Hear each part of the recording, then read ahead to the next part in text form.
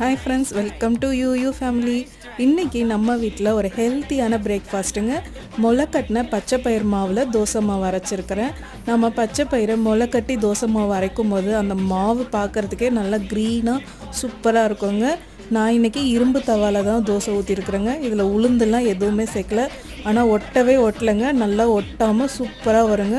நம்ம மெலிசா ஊற்றுறதுக்கும் நல்லா வரும், நம்ம கொஞ்சம் கனமாக ஊற்றினாலும் நல்லா வருங்க. வாரத்தில் ஒரு நாள் பசங்களுக்கு நல்லா பச்சை பயிறு முளை கட்டி இந்த மாதிரி ஹெல்த்தியான தோசை சுட்டு கொடுங்க. 2 தோசை சாப்பிட்டா கூட போதுங்க, நல்லா ஃபில்லிங்காக இருக்குங்க. இதில் ப்ரோட்டீன் நம்ம முளை கட்டுறதுனால ப்ரோட்டீன் அதிகமாக இருக்குங்க. இந்த ரெசிப்பியை நீங்கள் வெயிட் லாஸ் கூட யூஸ் பண்ணலாங்க, நல்லா வெயிட் லாஸ் ஆகுங்க. டயபெட்டிக் இருக்கிறவங்க காலையில் இதை எடுத்துக்கோங்க, நல்ல ப்ரோட்டீன் ரிச்சாக இருக்கும். இன்றைக்கி தோசைக்கு தொட்டுக்கிறதுக்கு சூப்பரான கொத்தமல்லி துவையலுங்க. கொத்தமல்லி துவையலோடு சேர்த்து சாப்பிடும்போது சூப்பராக இருக்குங்க. வீடியோ பிடிச்சிருந்தா வீடியோக்கு ஒரு லைக் கொடுங்க, சேனலை சப்போர்ட் பண்ணுங்கள். தேங்க்ஸ் ஃபார் வாட்சிங்.